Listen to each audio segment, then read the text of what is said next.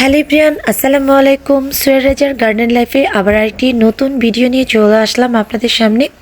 আর আজকে আপনাদের শেয়ার করব যে বীজ থেকে কিভাবে আপনি লাউয়ের চারা করবেন।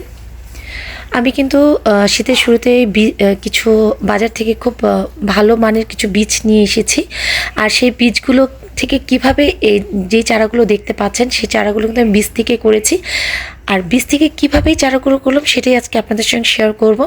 আর কিভাবে প্রসেসিংটা করেছিলাম সেটা আসলে আমি ইনশাল্লাহ সামনে আরেকটা ভিডিওর মাধ্যমে আপনাদের শেয়ার করব। আর আজকে আপনাদের বলি যে কিভাবে আমি এই চারাগুলো করেছি। প্রথমে বাজার থেকে বীজ আনার পর সেটাকে পানির মধ্যে একদিনের জন্য ভিজিয়ে রেখেছিলাম। তারপর পানি থেকে তুলে ভালো করে টিস্যু দিয়ে মুছে আরেকটা শুকনো টিস্যুর মধ্যে সুন্দর করে বিছিয়ে আর টিস্যুটাকে সুন্দর করে মুড়িয়ে আমি 3 দিনের জন্য রেখে দিয়েছিলাম। আর রেখে দেওয়ার পর কিন্তু দেখা যাবে আস্তে আস্তে বীজ থেকে শিকড় বের হওয়া শুরু করে।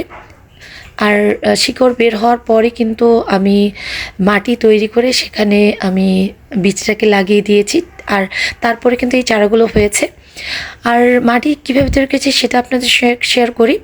আমি প্রথমে কিন্তু 1 ভাগ মাটি নিয়েছি আর তার সাথে 2 ভাগ হচ্ছিল ভার্মি কম্পোস্ট ভালো করে মিশিয়ে আর কিছু বালু মিশিয়ে ভালো করে মাটিটা তৈরি করে একটা বাসার যে পলিব্যাগ, যে কোনো পলিব্যাগের মধ্যেই মাটিটাকে রেখে আপনি এইভাবে করতে পারেন। আমি ঠিক বাসায় যে আমার কাছে পলিব্যাগ ছিল সেটার মধ্যে মাটিগুলো রেখে তারপর বীজগুলো আমি সুন্দর করে লাগিয়ে দিয়েছি। আর তারপর তো দেখছেনই এর কিছুদিন পরে চারাগুলো ঠিক এখন যে অবস্থায় রয়েছে সেটাই। আর সঙ্গে কিন্তু আমি কিছু কোকোপিট দিয়েছি। আর জানেন কোকোপিট গাছের জন্য খুবই উপকারী এবং ভালো। ঠিক এভাবে করে আমি চারাগুলো তুলেছি। ভাবলাম যে আমি কিভাবে করেছি সেটা আপনাদের সঙ্গে শেয়ার করি। ইনশাল্লাহ আমার ভিডিওর মাধ্যমে আপনারা অনেকেই বীজ থেকে কিভাবে চারা করুন সেটা করতে পারবেন। আজ এই পর্যন্তই, আবার একটা ভিডিও নিয়ে চলে আসবো। আল্লাহ হাফেজ।